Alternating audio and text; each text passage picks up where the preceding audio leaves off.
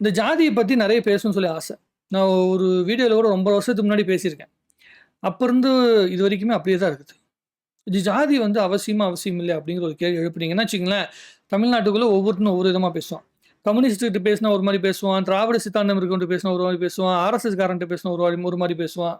அப்புறம் திராவிட கட்சிகள் சார்ந்தவங்ககிட்ட பேசுனீங்கன்னா ஒரு மாதிரி பேசுவாங்க. ஒவ்வொருத்தங்களும் ஒவ்வொரு மாதிரி பேசுவாங்க. அப்புறம் நாம் தமிழர் கட்சி சம்மந்தப்பட்டவங்க இருக்காங்கல்ல, அவங்க வந்து பார்த்தீங்கன்னா ஜாதின்னு குறிப்பிட மாட்டாங்க. அவங்க வந்து தமிழ் குடின்னு சொல்லி அது ஒரு மாதிரி பேசுவாங்க. மொத்தத்தில் ஒரு விஷயம்.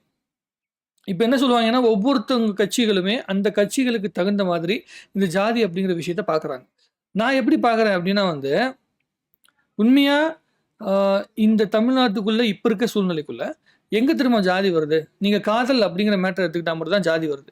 காதல் கல்யாணமா கன்வெர்ட் ஆகுறதுக்கு வீட்ல போய் பேசப்படுற இடத்துல மட்டும் தான் ஜாதி வருது. இப்போதைக்கு. அந்த ஒரு இடத்துல தான் ஜாதி அப்படிங்கிற விஷயம் இருக்குது. மத்தபடி மீதி எல்லா இடத்துலயுமே எல்லா ஜாதிக்காரனுடைய சப்போர்ட் இல்லாம நம்ம வாழ முடியாது. உங்க வீட்டுக்குள்ள நீங்க சாப்பிடுற சாப்பாடு, உங்க வீட்டுக்குள்ள இருக்கிற அந்த அட்மாஸ்பியர், உங்க சொந்தக்காரனுக்குள்ள மட்டும் தான் உங்க ஜாதியோட பெருமையோட நீங்க வாழ முடியும். நீங்க மேல் ஜாதியா இருங்க, கீழ் ஜாதியா இருங்க. உங்களோட பார்வையில சொல்றேன். எந்த ஜாதியா வேணா இருந்துட்டு போங்க. உங்க குடும்பத்துக்குள்ள உங்கள சுத்தி இருக்கிற ஒரு 300, 400 பேர்கிட்ட மட்டும் தான் நீங்க அந்த உருட்டெல்லாம் உருட்ட முடியும். ஆனா, வீட்ட விட்டு வெளிய வந்ததுக்கு அப்புறமேட்டு எல்லா ஜாதிக்காரனுடைய சப்போர்ட் இல்லாம உங்களால ஒரு வாழ்க்கைய நகர்த்த முடியாது. நீங்க வேலை பார்க்குற கம்பெனி வந்து பார்த்தீங்கன்னா, உங்களோட ஜாதிக்காரன் தான் இருக்கணும்னு சொல்லி நீங்க முடிவு பண்ணீங்கன்னா, உங்களால வேலை பார்க்க முடியுமா? முடியாது. இப்ப சினிமாக்காரங்களே இருக்காய்ங்க. அவங்க வந்து பார்த்தீங்கன்னா, சமூக நீதி படம் எடுக்கிறேன்னு சொல்லிட்டு பல பேர் எடுப்பாய்ங்க. அதாவது பெரிய சமூக நீதி, சின்ன சமூக நீதி, ஒடுக்கப்பட்ட சமூக நீதி, ஆதிக்க சமூக நீதி இப்படிலாம் இருக்கு. பல விஷயங்கள் இருக்கு. எங்களோட பார்வையில வந்து நாங்க சில விஷயத்த சொல்றோம் அப்படின்னு ஒருத்தன் சொல்லுவான்.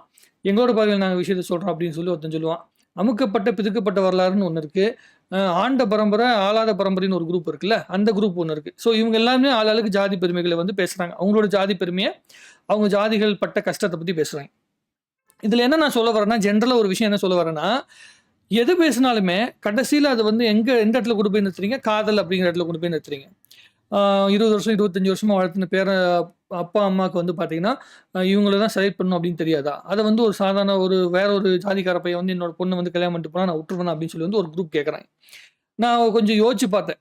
பொதுவா பார்க்கும்போது அவங்க கேட்கறது வந்து நியாயப்படி தப்பு அப்படின்னு நான் யோசிச்சேன். எப்படின்னா 18 வயசுக்கு மேற்பட்டவங்ககிட்ட போய் நம்ம இத தான் செய்யணும், அத தான் செய்யணும்னு சொல்லக்கூடாது. லாஜிக்கலி. அது வந்து சட்டமே சொல்லுது. நான் என்ன சொல்றேன்னா, ஒரு பொதுவாவே கேட்கிறேன். ஒரு கலப்பு திருமணம் நடக்குதுன்னு வச்சுங்களேன். ஒரு ஆதிக்க ஜாதின்னு சொல்றாங்க. அப்புறம் ஒடுக்கப்பட்ட ஜாதி 2 பேத்துக்குள்ள ஒரு கலப்பு திருமணம் நடக்குதுன்னு வச்சுப்போம்.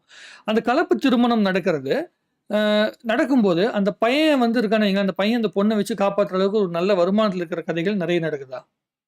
என்ன பொறுத்தவரைக்கும் என்னன்னா, ஒரு பையன் வந்து எந்த கேஸ்ட்ல வேணா பொறந்திருக்கலாம். இல்ல ஒரு பொண்ணு எந்த கேஸ்ட்ல வேணா பொறந்திருக்கலாம். 2 பேருமே நல்லபடியாக படிச்சு தன்னுடைய வாழ்க்கைய ஒழுங்கா நகர்த்தக்கூடிய மனநிலையில இருக்கிற 2 பேர்.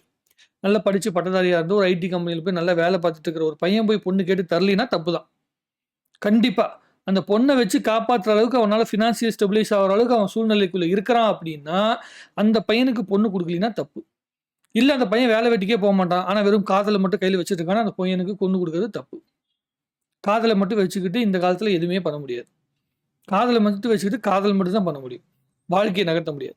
ஸோ அதுக்காக கேள்வி கேட்கலாம். "நீ நல்ல வேலைய எடுத்துட்டு வாப்பா. நல்லபடியா வேலைக்கு போய் நல்லபடியா சம்பாரிச்சு வாப்பா. உனக்கு என் பொண்ண குடுக்குறேன்னு" சொல்லணும்.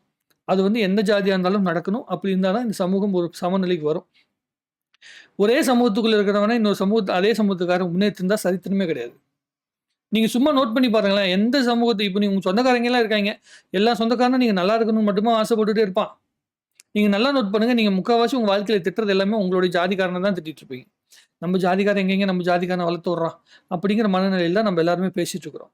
அடுத்த ஜாதிக்காரன திட்டுறனால உன் ஜாதி உயர்ந்த ஜாதி ஆயிராது. அதே மாரி அடுத்த ஜாதிய வந்து கேவலமா பேசுனால உன் ஜாதி உயர்ந்த ஜாதி ஆயிராது. ஜாதிய ஒழியணும்னா ஜாதியே பேசக்கூடாது. முதல் பாயிண்ட். பேசக்கூடாது. எந்த வகையிலுமே பேசக்கூடாது. அது அப்படியே விட்டுட்டு ஜாதிய தாண்டிய மனிதத்த மட்டும் பேசிட்டு போணும். ஏன்னா 1995ல போட்டு பிதுக்குனாங்க. 2000 வருஷத்துக்கு முன்னாடி வரைக்கும் பிதுக்குனாங்க. இதெல்லாம் சொல்லக்கூடாது. எந்த ஜாதியா இருந்தாலும் சொல்றேன். பிதுக்குனதும் தப்பு, பிதுக்கப்பட்டதும் தப்பு. நான் சிம்பிளா சொன்னேன். நான் பலமுறை வந்து நான் என் ஃப்ரெண்ட்ஸ் கிட்ட பேசும்போது சொல்லுவேன். "ஏன் மச்சி இத பத்தி பேசினா பெரிய கான்ட்ரோவர்சியா பேசுவாங்க." இத வந்து கன்வின்ஸே பண்ண முடியாதுங்க. இங்க நம்ம எந்த ஒரு ஆட்கள் பக்கம் நின்னாலும் நம்மளுக்கு இத கன்வின்ஸே பண்ண முடியாது. ஏன்னா இது அரசியல் வயப்பட்டுருச்சு. ஓட்டு வயப்பட்டுருச்சு.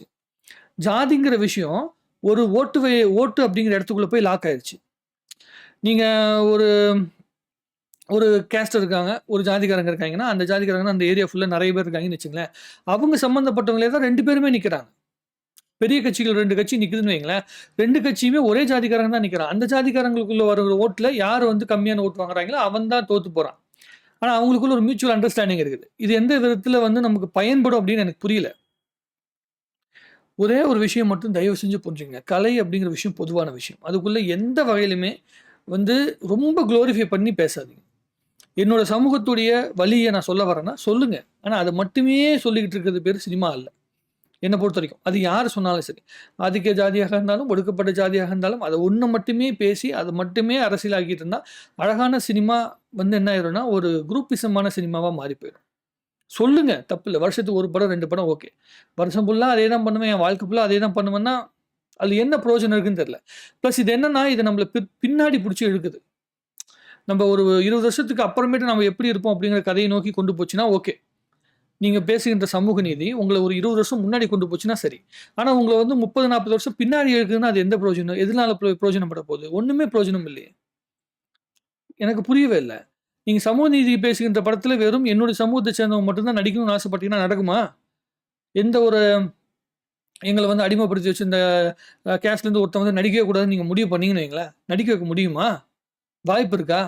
ஒண்ணும் இல்லைங்க. தமிழ் படத்துல வெறும் தமிழர்கள் மட்டும் தான் நடிக்கணும்னு சொல்லி முடிவு பண்ணா எவன் உட்காந்து பார்ப்பான்? யார் உட்காந்து பார்ப்பாங்க? நீங்க உட்காந்து அவங்களுக்கெல்லாம் உட்காந்து டிஎன்ஏ டெஸ்ட் எடுத்தீங்கன்னா, எத்தன பேர் இங்க தமிழர்கள் வந்து நடிச்சிட்டு இருக்காங்கன்னு நெனைக்கிறீங்க? பூர்வகுடி தமிழர்கள் அப்படின்னு வந்து சீமான் அண்ணா அடிக்கடி சொல்லுவார். அதெல்லாம் நடக்குமா? கிடையாது. இந்த உலகமே இது தமிழ்நாடு அப்படிங்கிறது உலகவயப்பட்டது. உலகம் ஃபுல்லா போயிட்டு வந்து அந்த காலத்துல ராஜராஜ சோழன் காலத்துல இருந்தே ஏகப்பட்ட நாடுகள் தேடி போய் திரைக்கடல் ஓடி திரவியம் தேடி இருக்கிறான். நம்ம என்னன்னா இன்னும் குண்டு சட்டிக்குள்ளேயே குதிரை ஓட்டிட்டு இருக்கிறோம். ஏன் நம்மளுடைய திரைப்படங்கள் எல்லாமே வெறும் 200 கோடி, 300 கோடிக்குள்ளேயே லாக் ஆகி நிக்குது. ரஜினிகாந்த், கமலஹாசன், விஜய், அஜித் இவங்க 4 பேர தவிர வேற யாருமே 200 கோடி தொடல. ஏன் தொடல? ஆனா வந்து நம்மளுடைய கேரளால வந்து பார்த்தீங்கன்னா, அதாவது 2ண்ட் ஜெனரேஷன், 3ர்ட் ஜெனரேஷன்ல நடிக்கிற ஆக்டர் இருக்காங்கல்ல, அவங்களுடைய படம் வந்து 250 கோடி இண்டஸ்ட்ரி ஹிட் ஆயிருக்குது. எப்படி? ஒரே விஷயம் தான். அவங்களோட டார்கெட் வந்து கதை. அவங்களுடைய டார்கெட் வெறும் வந்து இது மட்டும் கிடையாது. சமூகத்த பத்தி பேசுறேன். அரசியல் வயப்படுறது மட்டுமே அவங்களோட வேலை கிடையாது. அதுக்குன்னு ஒரு தனி படத்த ஒதுக்கிப்பாங்க. கதையம்சம் உள்ள படங்கள மட்டுமே டார்கெட் பண்ணி போயிட்டே இருப்பாங்க. ஆனா நம்மளுடைய சினிமாக்கள் ஜாதி வயப்பட்டுருச்சு, அரசியல் ஜாதி வயப்பட்டுருச்சு, நம்மளுடைய குடும்பங்கள் ஜாதி வயப்பட்டுருச்சு. இது எல்லாத்தையும் தாண்டி மனிதம்னு ஒரு அழகான ஒரு விஷயம் இருக்குது. கலாம் சார்லாம் வந்து அவரு போறது வரைக்கும் எத்தன கோடி ஸ்டூடண்ட்ஸ மீட் பண்ணியிருக்காரு. அவரு என்ன ஒரு மதத்தோட தலைவரா பார்த்தாங்களா? இல்ல ஒரு ஜாதிய தலைவரா பார்த்தாங்களா? எப்படி பார்த்தாங்க அவர? அவர ஒரு மனிதரா பார்த்தாங்க. ஒரு ஆசிரியரா பார்த்தாங்க. ஒரு டீச்சர எப்படி வந்து நம்ம ஒரு ஜாதி வச்சு பார்க்க முடியாதோ, அதே மாரி ஒரு மனிதனையும் ஜாதி வச்சு பார்க்க முடியாது. தொழில வச்சு ஒருத்தன சொல்லக்கூடாது. ஜாதிய வச்சு சொல்லக்கூடாது. மதத்த வச்சு சொல்லக்கூடாது. ஒரு மனிதனா வச்சு சொல்லுன்றேன். நீ தமிழன்னு சொல்லாத. தமிழன், மலையாளம், தெலுங்கு இதெல்லாம் வந்து ஒண்ணுமே தேவல. மனுஷனா மதின்னுன்றேன் நான். அத பேச ஆரம்பிச்சா, இந்த ஜாதிய கொடுமைகள், ஜாதிய பிரச்சனைகள் கம்மியாகும் அப்படின்னு நெனைக்கிறேன். என்ன பொறுத்தவரைக்கும். பல வருஷமா பேசணும்னு ஆசை. இத பத்தி இன்னும் டீட்டெயிலா பேசலாம். நீங்க கமெண்ட்ல என்ன வந்து பேசுறீங்களோ, அத வச்சு தான் நம்ம பேச முடியும். கமெண்ட்ல பேசுங்க. இன்னும் வேற ஏதாவது டாபிக் பேசினாலும் பேசுவோம். சரிங்களா? நன்றி, வணக்கம். வாழ்க தமிழ்நாடு! வாழ்க தமிழ் மக்கள்!